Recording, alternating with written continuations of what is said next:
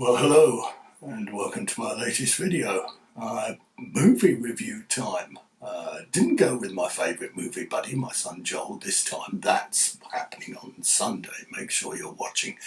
I won't be doing the review on Sunday, but I'll be seeing the film on Sunday. Just make sure you're watching early next week when the review does drop, as we YouTubers say. No, I went today to the East Dulwich Picture House on my own, yes, on my lonesome, and I went to see The French Dispatch, primarily written by and starring Wes Anderson.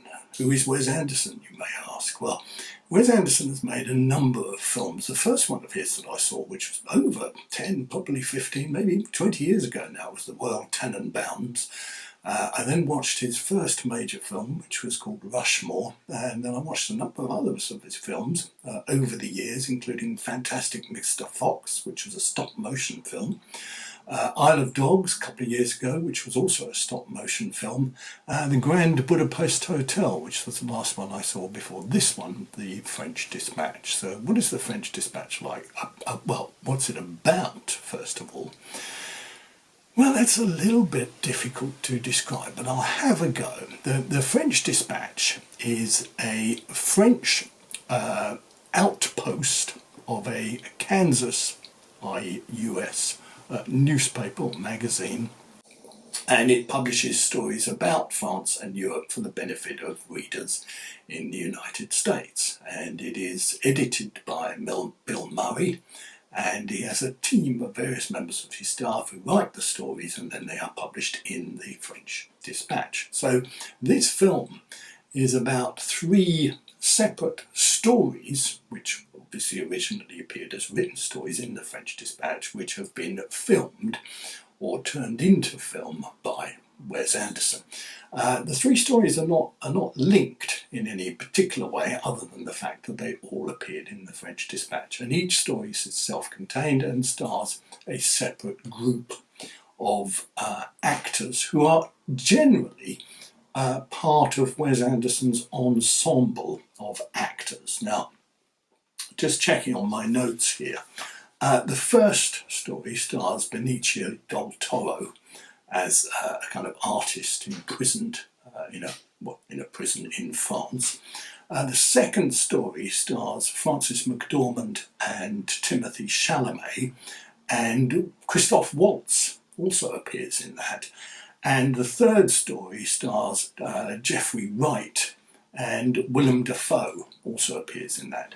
And then there are various other actors who again are part of the Wes Anderson stable, including Owen Wilson, Willem Dafoe, and Angelica Houston, who doesn't appear in the film but does provide a kind of overarching commentary.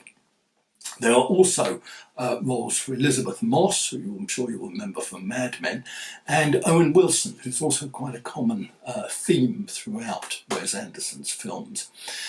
It's very different from the James Bond film No Time to Die, which I saw a couple of weeks ago, and which I confess was quite surprised to find that I actually enjoyed. And interestingly enough, although it didn't really mean anything, it just happens to be the case, that Jeffrey Wright also appeared in No Time to Die, as did Christoph Waltz, but I don't think Daniel Craig appears in The French Dispatch, and nor, luckily, does Rami Malek, who I thought was pretty terrible in No Time to Die, but that's a separate issue altogether. Now, the thing about Wes Anderson films is I want to live in Wes Anderson's world. I don't want to live in Julian's world, in West Wickham, in Kent, with COVID and Brexit and all the other disasters this current government is putting us through. I want to live in Wes Anderson's world. And if I can live in his French Wes Anderson world, incidentally it takes place in a town called Ennui, which, if you know your schoolboy French, means boredom, although that's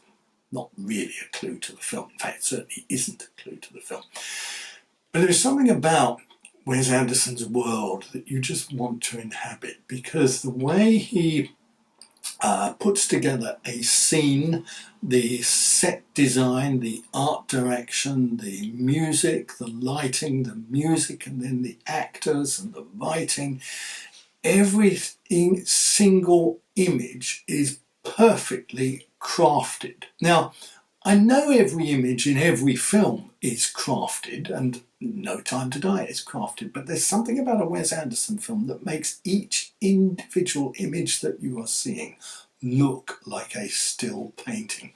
So it's kind of weird in a way. If you can imagine going to, I don't know, the National Gallery or the Louvre or something like that, and looking at 1,000 or 2,000 paintings, and then imagine them put together one after another in a movie, that's what a Wes Anderson film is like, and it's just a world that you want to inhabit because it's so self-contained, it's so perfectly designed. That doesn't mean there aren't bad things that happen in this film, because there are, but in the world that it creates, it's a place that you want to inhabit.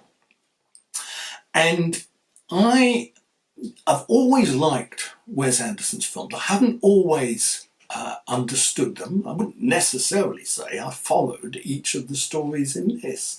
They drift off in some respects. They can be quite difficult to follow. You don't always understand the dialogue. You don't always understand the basic story. Maybe that's me. Maybe that I'm just not very good, not very bright at following film stories. But that, to me, doesn't matter.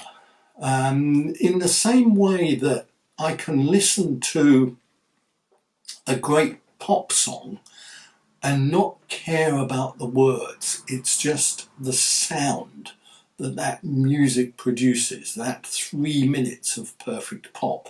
In the same way I can watch a Wes Anderson film and not even understand what's going on, and I don't mind, I don't care. I just want to live in that world and inhabit those images. And I thought the French Dispatch was an absolutely wonderful film.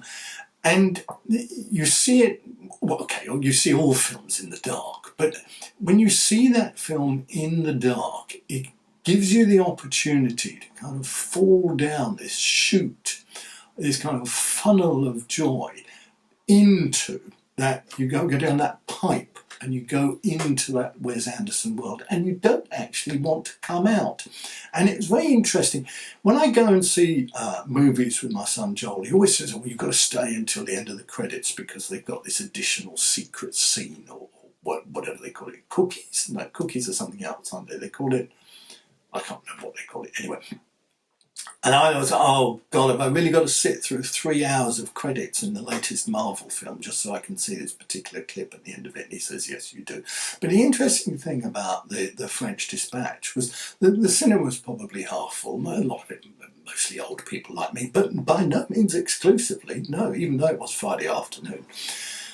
But everybody sat there through the credits, and it was like they were just like me. They didn't want it to end. They wanted to stay in that world. They didn't want to escape into the what's it? I mean, East Dulwich, where the picture house is actually quite a nice place. But you know what I mean. They didn't want to escape into their world. They wanted to stay in that world that Wes Anderson had created. So if you went to see No Time to Die and you think, oh yeah, I'll go and see French Dispatch because Juliet thought it was really good, you may be a little bit disappointed, because I accept that Wes Anderson is probably a bit of an acquired taste that some people may well not acquire. And I could quite understand that, actually. I could imagine people looking at it and say, oh God, Jim, this is boring shite. What is it? What is it with you? Why do you have to watch this kind of stuff? But please, trust me, go back to the movies. I keep on saying, go back to the movies. If you've avoided the movies because of all the stuff that's gone on, I know, okay, you've got to be careful with COVID. You should wear a mask and so on and so forth. You've got to you've got to take those sensible precautions. But if you've avoided going back to the movies, go back. It is the supreme art form of the 21st, is it the 21st century that we're in, and it deserves to be supported. So, The French Dispatch, it's a wonderful film. I absolutely loved it. I encourage everybody to go and see it, and we'll see what Sunday's movie is like. So stick around. Thanks for watching, and I'll see you next time.